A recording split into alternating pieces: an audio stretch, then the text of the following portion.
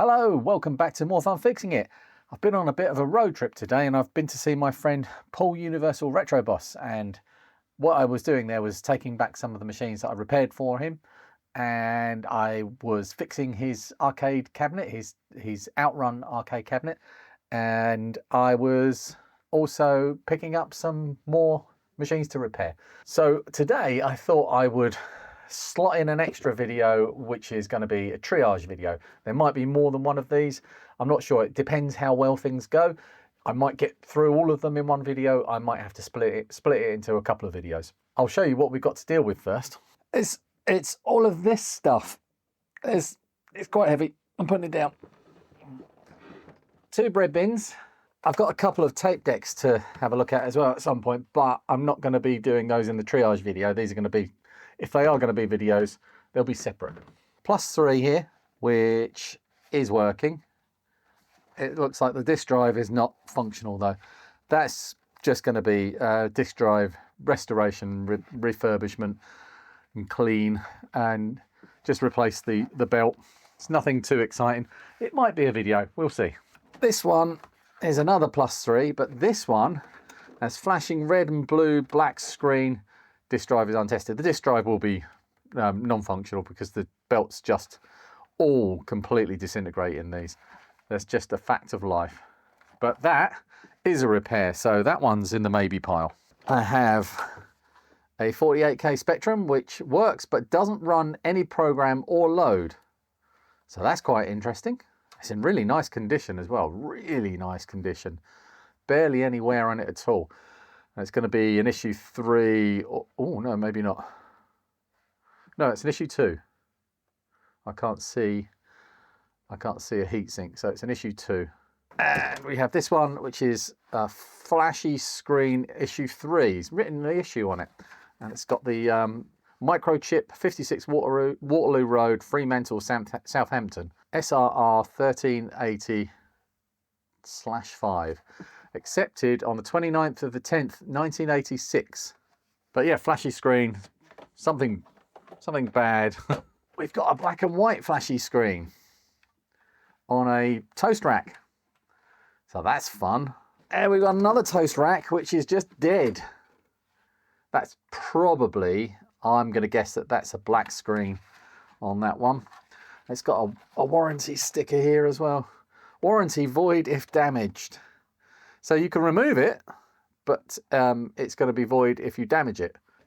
Slightly boring one at the bottom here. This one is a very, very yellow. The grey has gone to the point, yellow to the point it's actually green. It's like an olive colour. But this one works, and the tape deck is not functional. So that's just going to be another refurbishment. So we'll see. We'll see how many videos I need to make. What else is in there? This was a present for me. This is a copy of Arcadia, one of my favourite games of all time. Actually, probably my favourite 8-bit game of all time. But this season is from the dark side. This is a Commodore 64 version. Obviously, I prefer the Sinclair ZX Spectrum version, but it's very, very much appreciated. This is a Computer and Video Games Hall of Fame game. So it's sealed. This is I think it's probably the only sealed game I own. But that's going up on my shelf over here, in front of the quill and next to Legend. We've got some joysticks to have a look at. Issue with down, so these are probably, I don't know, I might do like a joystick special. Got a zip stick here. Feels like a real zip stick, not that horrible fake one. No left and down, so that's just going to be clean the micro switches basically. No right on this quick shot. And works, but dodgy right. So I could take the left out of the other one and put it in here maybe. And we have a Sinclair SJS joystick, which dodgy connection.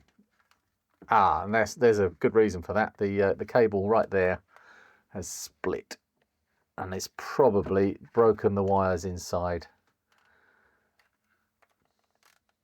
So that might be consigned to the scrap heap, unless I've got a few of these hanging around. I've got some from the last time. So what I'll do is I'll have a look and maybe make one out of some of them. See if this one has good connections inside. The stick feels okay, actually. I say okay, it's a terrible, terrible stick. And we've got a quick shot for professional players. Quite like these. Works, but works C64 up is stiff. Feels all right. Not sure what's going on there. So that might make a nice video. Get all of that cleaned and refurbished. Oh, it has two. Right, okay, so it's got two plugs. So you can plug it into a C64 1 and 2 port, a player 1 and player 2 port. And then you can switch between them. Oh, that's a really, really neat feature. Lovely. I'll enjoy restoring that one. Now, I spotted this in the pile of stuff that Paul had. Let's get rid of this box that he had hanging around on his dining room table. And this is a Super Breaker backup board for the Commodore 64 and VIC-20 from Clark Kent Software, 26 North Cape Walk, Cornby, Northants. Yeah, it says the same thing on the back.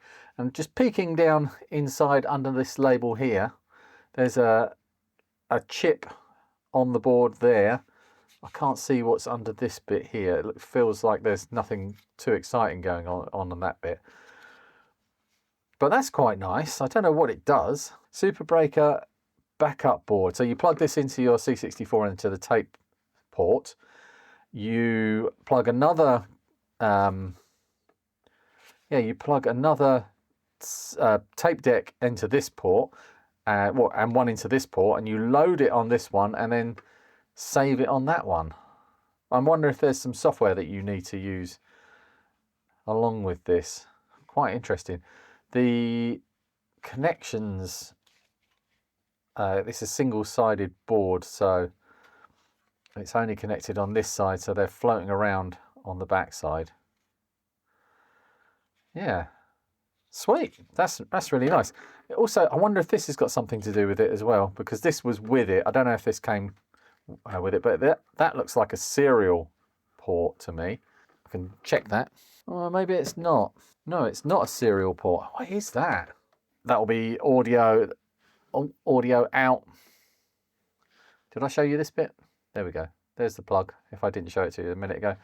That looks like audio out, audio in, and a remote. So yeah, this is going to be, I don't know, could be a BBC or Acorn Electron. Have I got anything handy?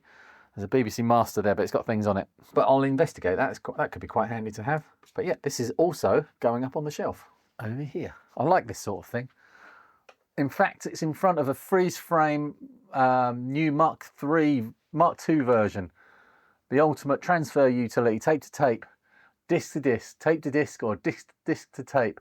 Works with the Commodore 64 128 and 128D with any disc drive. I can start my own piracy empire. Now I've got the cables all ready for Commodore machines, so we're going to go with this one.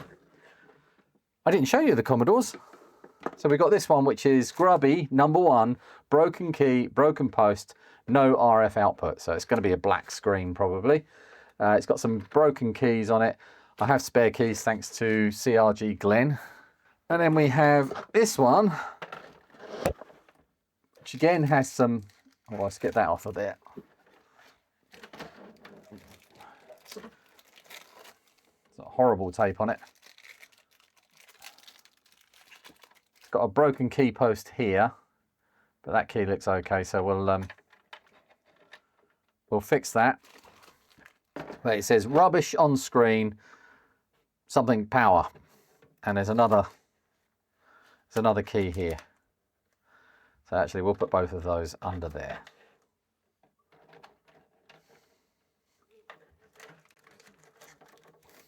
Sorry, I've got to choose one.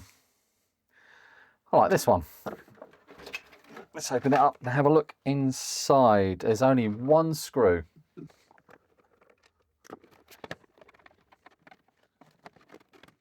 Right, managed to get the, those case clips are already broken. These ones are okay and these ones are okay, so that's all right. So unfortunately, the only chip that's not that is socketed is the SID chip. I'm just going to put that to one side. See what we get. Black screen. And garbage.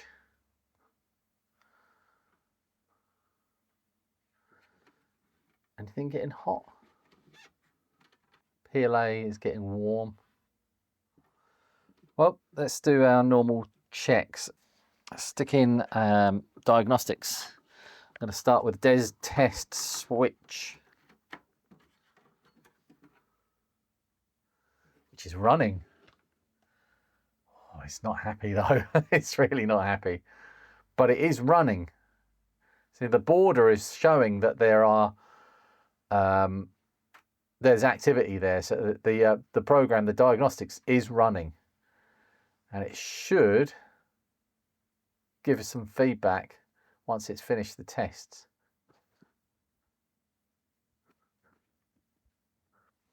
I'm wondering if the VIC chip is actually not seated correctly.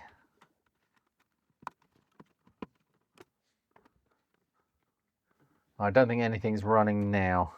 Let's pop that out for a sec. We've got a flashing cursor, so there's a CIA that's working.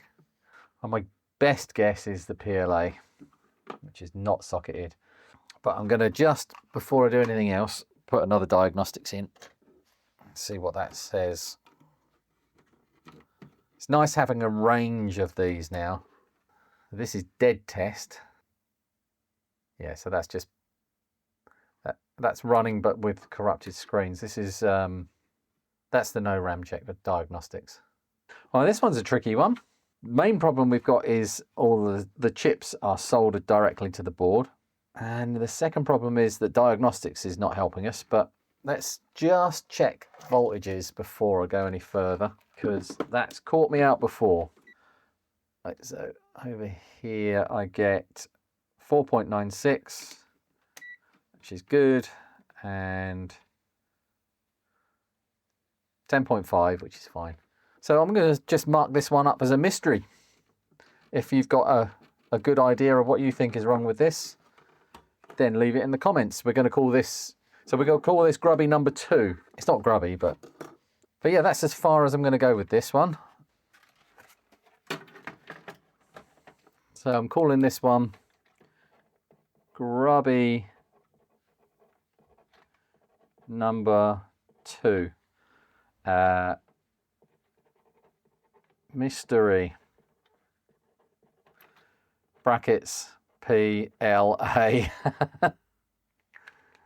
Okay, so if you've got a better idea than me, then let me know.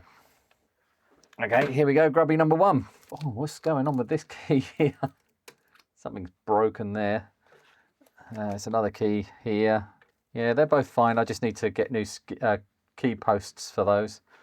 Let's pop the case open and see what's inside this. We've got 2 screws in here. Serial number, West Germany, 47952. We have an RF shield, which is a nice thing to see. Oh, there's a post here that's broken off of this end here, I think. Might be able to glue that back on.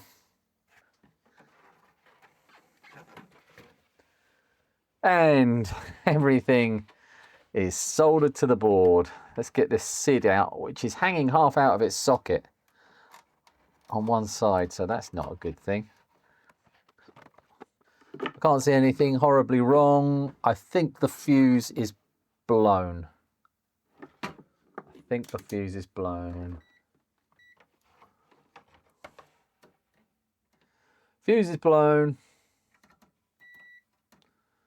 Let's get a fuse in there.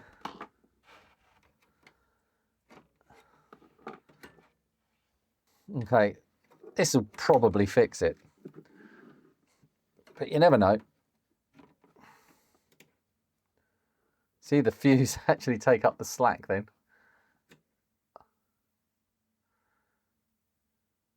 Oh, we have a black screen.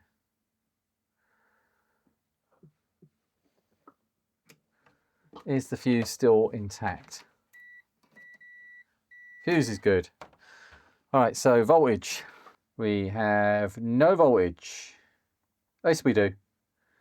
We have 4.84, which is a bit low. Oh, and we have a glowy chip down here somewhere. This chip here is glowing. Oh yeah, I can feel. Oh yeah, that's toasty. Okay, let's turn that off before I do any further damage. I want to see how hot that is. Whee!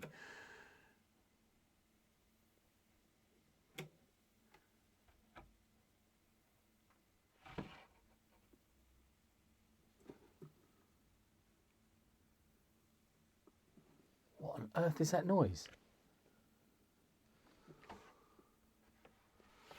This cap here is red hot and spewing. Oh no, my first Commodore 64 leaky cap. Right, so this cap here, you can see it on the thermal camera, is hot. How hot is it? That was up to 50 degrees. It's up to 50 degrees now with it off. It was burning. Let me zoom you in. Just down, let me get a pointy. Just down there, the end of this cap has started just spurting electrolyte out of it. That's the first in all of the dozens and dozens of Commodore 64s I've repaired over this last couple of years with Paul. That's the first cap I've had go in a Commodore 64. How very interesting.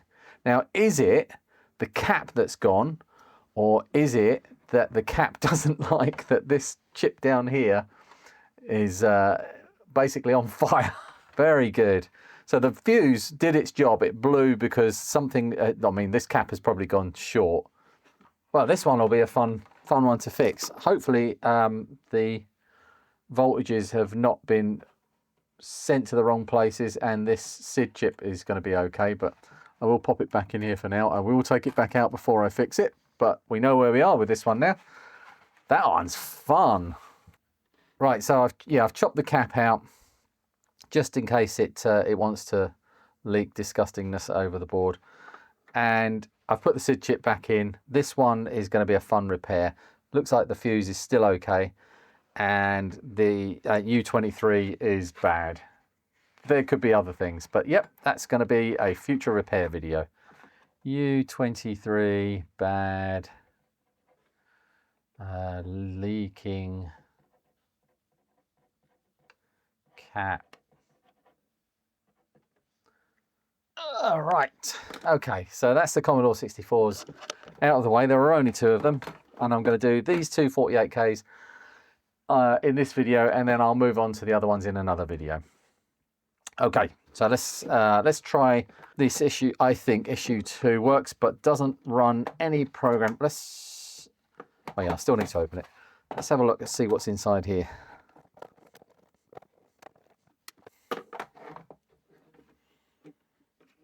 It is an issue 2.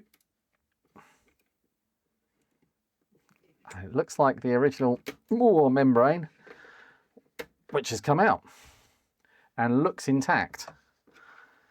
With -3 for anti-ULA and the Spider mod. Socketed ROM, that's actually nice because I could put a ROM Diagnostics thing in there. Diagnostics, this thing. Can't remember what it's called. Diagnostics ROM.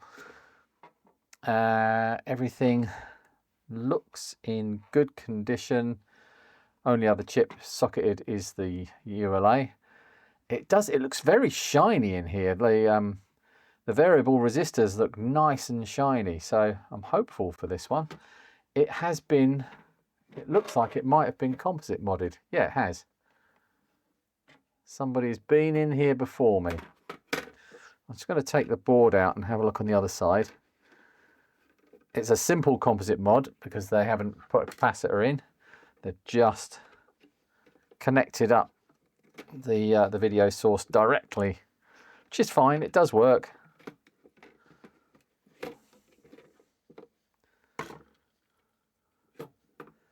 And on the back side, we have no visible nasties. TR4 has not even been changed on this one, I don't think.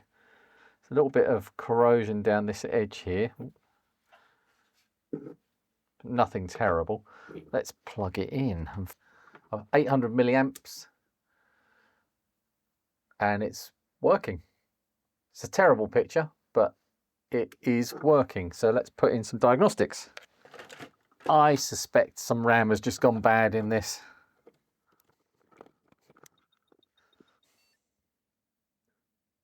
Yeah. Oh dear, 5 volts is missing. I should have spotted that. So TR4 is likely to have blown. What's hot over here? ULA, that's fine. Yeah, TR4 is likely to have blown. We can actually probably demonstrate that. Should have spotted that 5 volts was missing straight away. So if I put this in diode mode, I've got TR4 is here. And with the black lead in the middle and the red lead on the outside, I'm getting, oh, yeah, that's blown. No voltage drop one way and 0.5 volts, nearly 0.6 volts the other way. With the red lead in the middle, I get 0.88 and nothing on this side. So this half of the diode, the bottom side, is gone. I'll just check TR5 because it's worth, they do work in the same part of the DC-DC circuit. Yeah, that's gone as well. Or it could be that something has gone in the circuit that has taken that side of the rail down. It could be it's difficult to know without taking these out, but it could be the coil.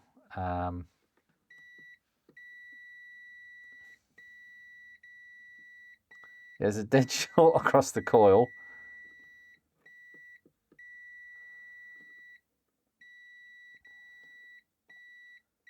I should always check these things before you plug it in. So the likelihood is we've lost some RAM chips. Now this was already plugged in by Paul, so I'm going to blame him for blowing those chips. The voltage, the TR4 or TR5 or both have blown.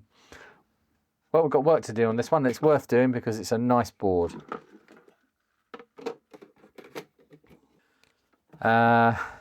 No 5 volt TR4, TR5 and coil short. There we go. That one's triaged. Right, let's do this one properly. I was getting way too cocky.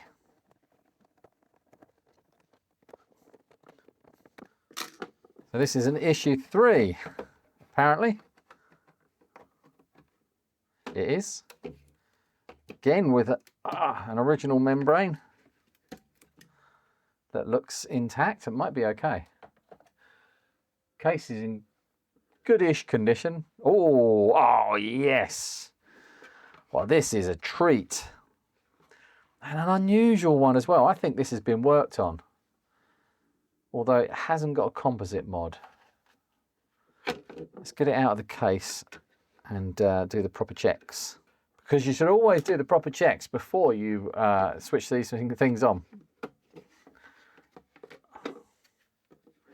Oh, lots of work been done to this one. Right, so this has had its ROM and its CPU socketed and probably changed. What's the date on the CPU? 8609. It's had all of the upper RAM has been changed. This all looks like it's been changed.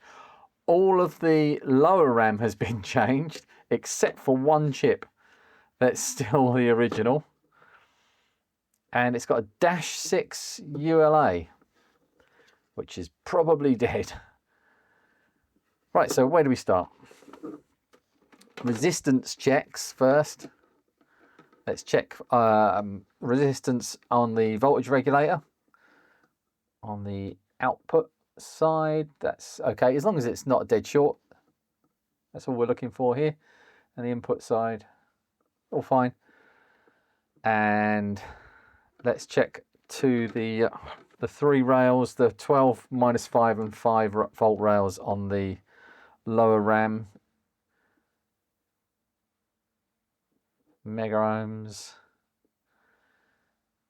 And yep, kilo ohms. Yep, that's normal. Now we'd go to the coil.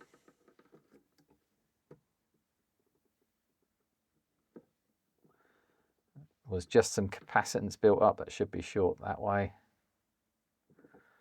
and that way. Coil looks okay.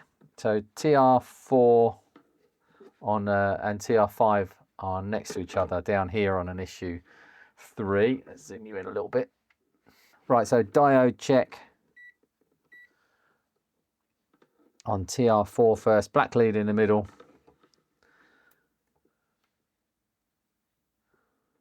Nothing there, nothing there. That's good.